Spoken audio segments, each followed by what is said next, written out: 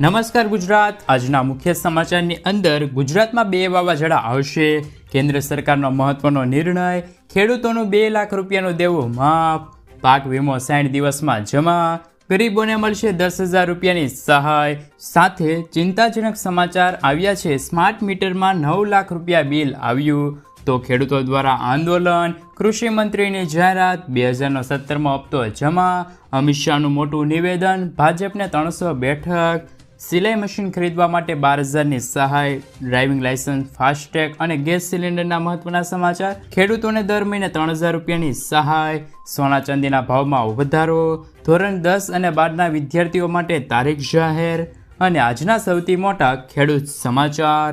મિત્રો, દરેક સમાચાર, દરેક માહિતી જણાવું એ પહેલાં ગુજરાતના જે પણ મિત્રો ચેનલ પર જો નવા આવ્યા છે એ મિત્રોને ખાસ વિનંતી છે કે ચેનલને સબસ્ક્રાઈબ કરવાનું ભૂલતા નહીં, સાથે આજનો આ વિડીયો છે તેને અંત સુધી જોતા રહેજો।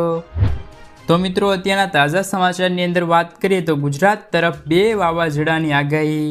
ગુજરાતના હવામાન શાસ્ત્રી આંબાલાલ પટેલે ગુજરાતમાં નહીં પરંતુ દેશમાં એક નહીં પરંતુ 2 ચક્રવાતની આગાહી કરી છે અને લોકોને ચિંતામાં મૂકી દીધા છે। આંબાલાલ પટેલે જણાવ્યું કે 24 મેથી 5 જૂનની વચ્ચે હવામાનમાં અચાનક ફેરફાર થશે અને જૂનની શરૂઆતમાં અરબી સમુદ્રમાં ચક્રવાત સર્જાશે। આંબાલાલ પટેલે જણાવ્યું હતું કે મે મહિનાના અંતમાં અને જૂન મહિનાની શરૂઆતમાં અરબી સમુદ્રમાં 16 મે પછી બંગાળની ખાડીમાં ચક્રવાત સર્જાશે, તેથી 24 મે સુધીમાં આંદામાન અને નિકોબાર ટાપુ પર ચોમાસું બેસી જશે। મિત્રો ત્યારબાદના સમાચારની અંદર વાત કરીએ તો ખેડૂતોને દર મહિને 3,000 રૂપિયાની સહાય।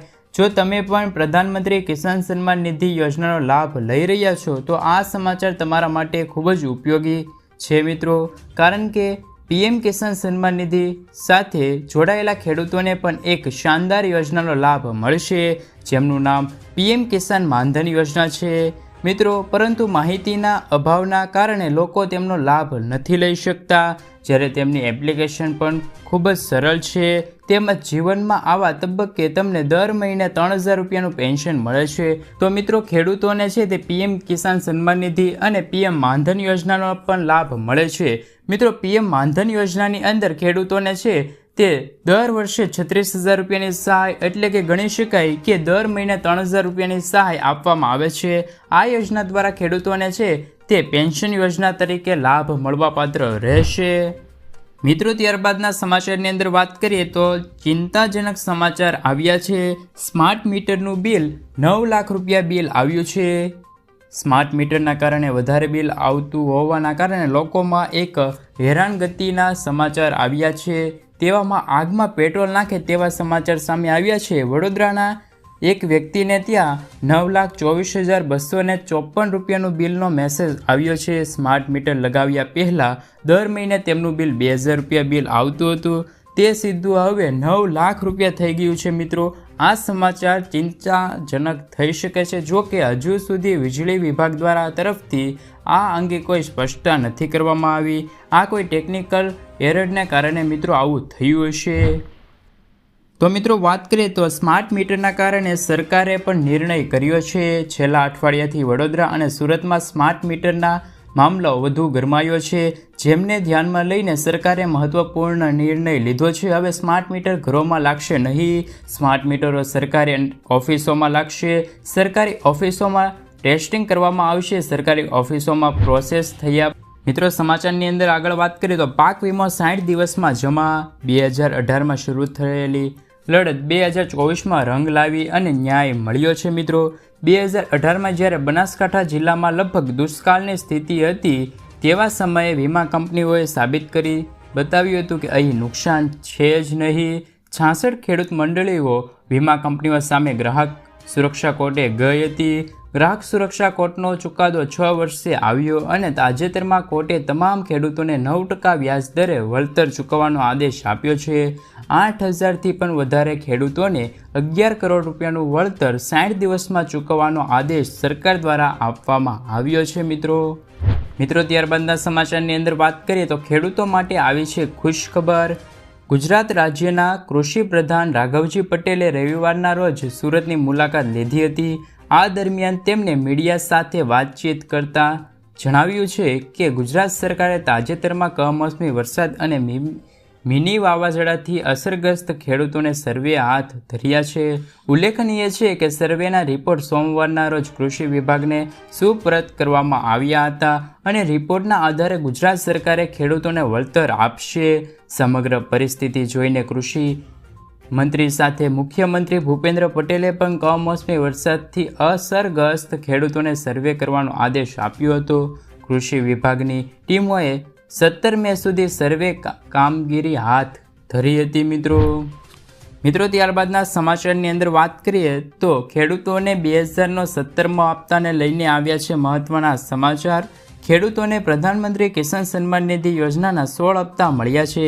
પીએમ કિસાનના 17મા હપ્તાના પૈસા લોકસભા ચૂંટણી પૂર્ણ થયા બાદ ખેડૂતોના ખાતામાં આવશે.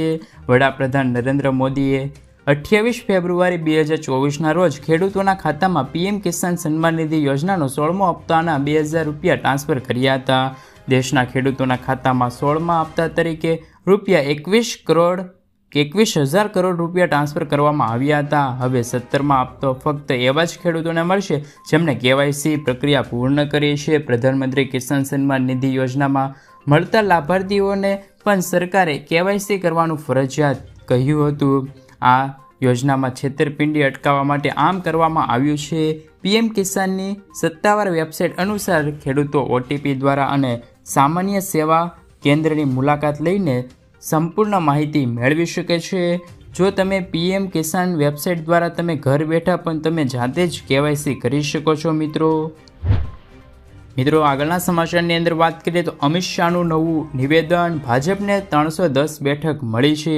ઓડિશામાં કેન્દ્રીય ગૃહમંત્રી અમિત શાહને દાવો કર્યો છે અને કહ્યું છે કે લોકસભા ચૂંટણીમાં ભાજપને 310 બેઠક મળી છે. મતદાનના બાકીના 6ઠ્ઠા અને 7મા રાઉન્ડ પછી અમે 400થી વધુ બેઠકો મેળવીશું. તેમને ઓડિશાના લોકોને રાજ્યના બાબુ અને રાજથી મુક્તિ કરવા અને કેન્દ્ર અને રાજ્ય બંનેના સરકાર બનવા માટે ભાજપને સમર્થન આપવા અપીલ કરી છે.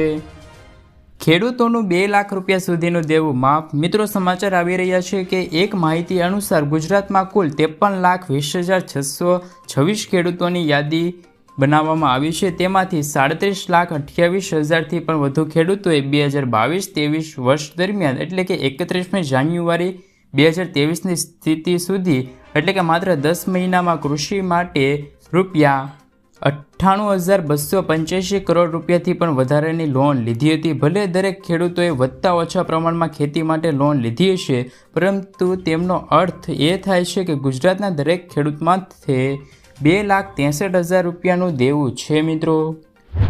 મિત્રો આગળના સમાચારની અંદર વાત કરીએ તો ગરીબોને મળશે 10,000 રૂપિયાની સહાય. ગુજરાતના દરેક ખેડૂતો, મજૂરો અને મધ્યમ વર્ગના પરિવારો માટે ગુજરાત સરકારે આપ્યા છે રાહતના સમાચાર.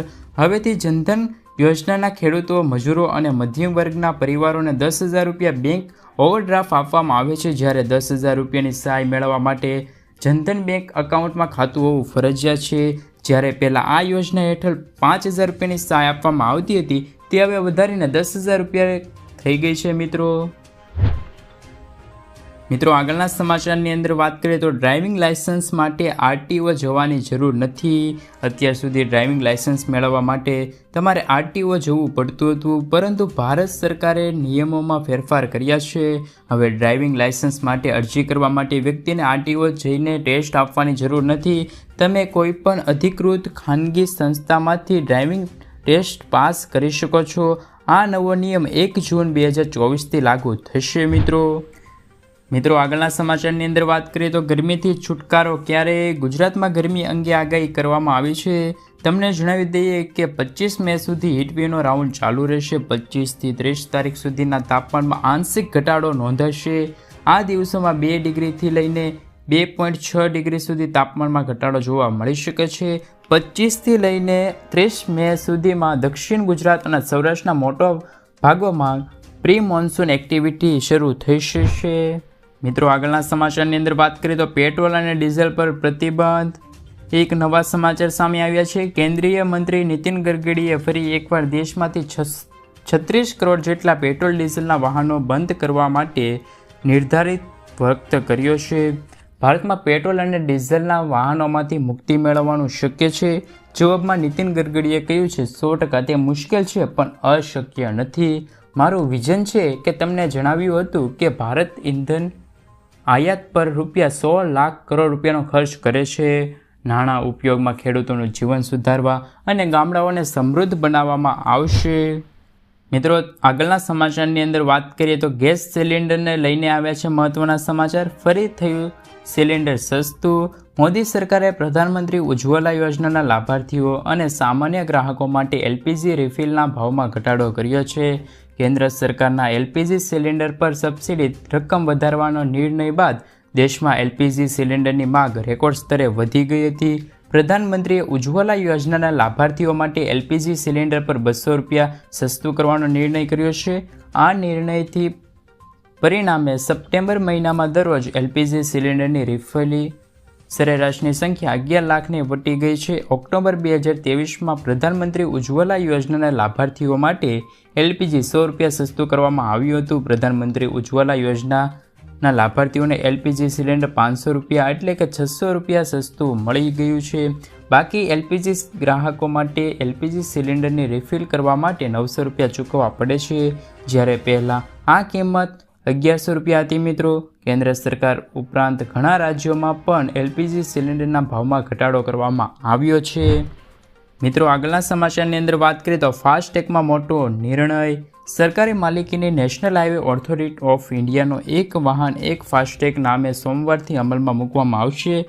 આનો ઉદ્દેશ બહુવિધ વાહનો માટે એક જ ફાસ્ટેગ ઉપયોગ અથવા ચોક્કસપણે વાહન માટે બહુવિધ ફાસ્ટેગને લિંક કરવા માટે છે. મિત્રો, ત્યારબાદના સમાચારની અંદર વાત કરીએ તો સિલાઈ મશીન ખરીદવા માટે ₹12,000ની સહાય.